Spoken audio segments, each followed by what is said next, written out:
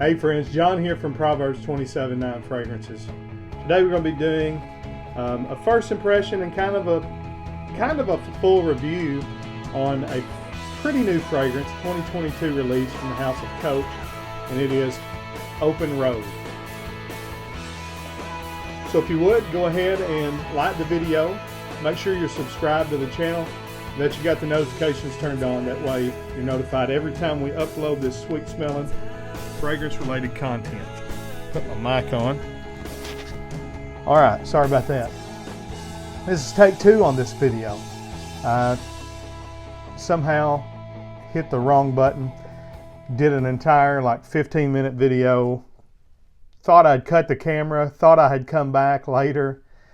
And I don't know. But anyway, so it's out of the box. I did the whole unwrapping and all that. But anyways, let me just show you the box. It's a nice box for a designer house. Just kind of a textured, but that navy with the white, very sharp looking. But again, just kind of, regular what you're used to from a designer presentation here, but nice. And the bottle, I really like the bottle. It's kind of unique looking. I don't know, it kind of reminds me of Louis Vuitton bottles a little bit, although it's not round, it's smush. It's like a smushed Louis Vuitton bottle. The atomizer is not bad. I'll get a fresh spray over here. I've got the extreme, it's like 6-hour dry down on my left hand, and surprisingly, I can still smell it.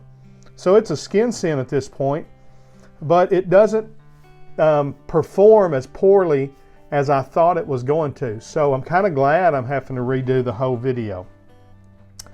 I guess since I'm doing that, I should have went ahead and pulled up the notes. It opens up slightly citrusy. It's got a sweet apple top note there. But in the opening,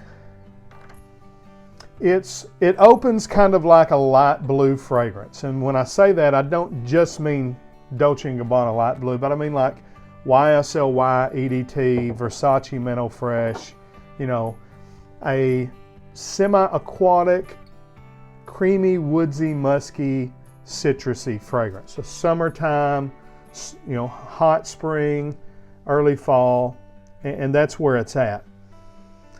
Now, what surprised me, and again, why I'm glad that I'm kind of having to reshoot the whole video, is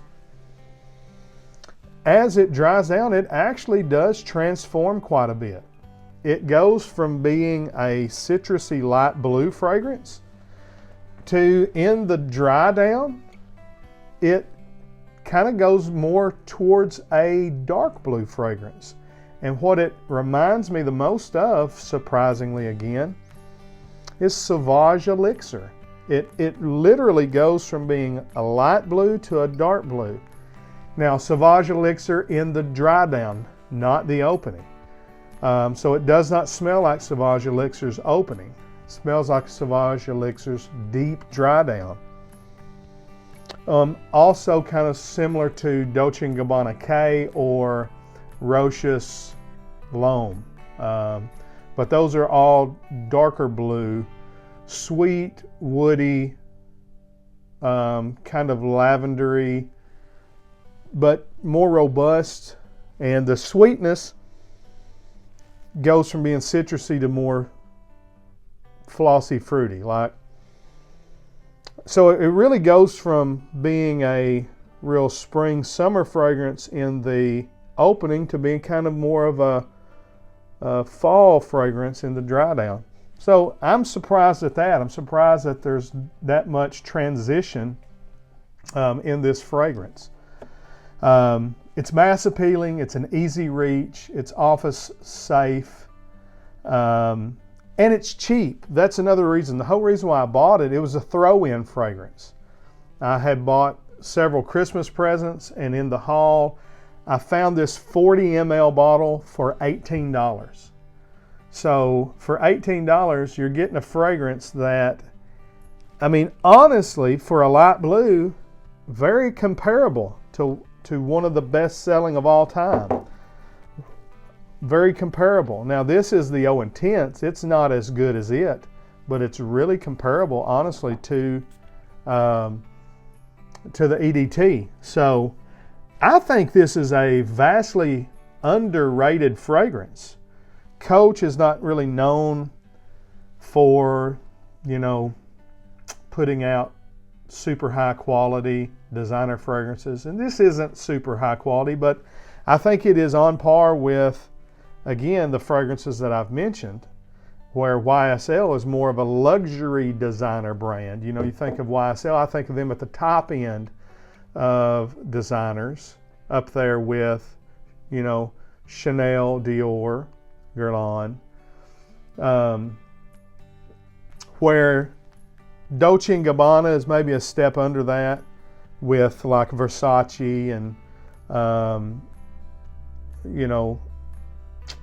who else would be in there? Prada, I would put in that line, even though Prada is a super luxury brand. But on the fragrance side, I would put them, I would put Prada below Chanel and Dior, wouldn't you? And maybe Prada and YSL are a little closer, but I think Yves Saint Laurent is probably up there with Chanel and Dior, and Prada's right below them with Versace and Dolce & Gabbana. Coach is below that. Coach is down under that in the fragrance world. Coach would be down there with like John Varvatos and maybe even Ralph Lauren. I personally would put Ralph Lauren up there with Prada and all those, but I know there's a lot of hate for them in FragCom.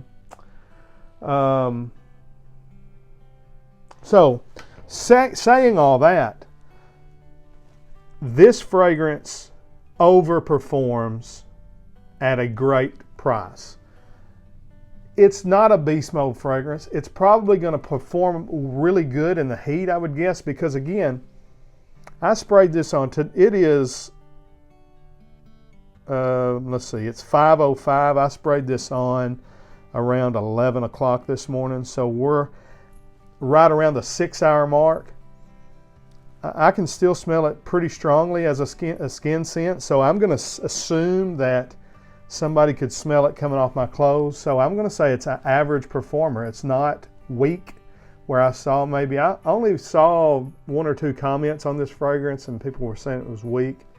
I think maybe you're just going nose blind to it. I go nose blind to this fragrance.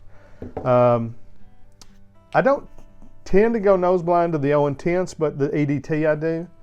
Versace Manteau Fresh has gone off of me after 2 hours, yet it's considered a great fragrance. So I think it performs great for the price, average overall.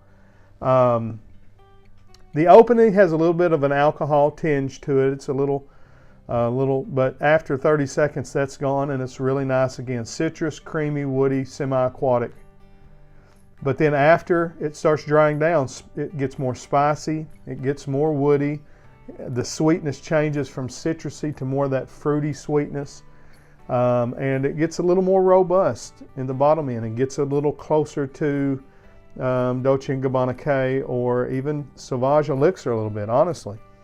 So I think it's a banger cheapie. If you can pick this up, again, 40 ml, $18. You're probably going to get 50 ml for around 24 or 25. Probably get 100 ml of this for $30 or less. So that's a no-brainer. And again, it's, if you like any of these, I think you'll like this. There's nothing funky in it. So it smells really good. It smells like a really nice fabric softener, which is kind of what the light blue genre is all about. I think I've said everything I need to say. I'm hoping my camera's recording. If it is, share the video, leave me a comment down below, let me know what you think.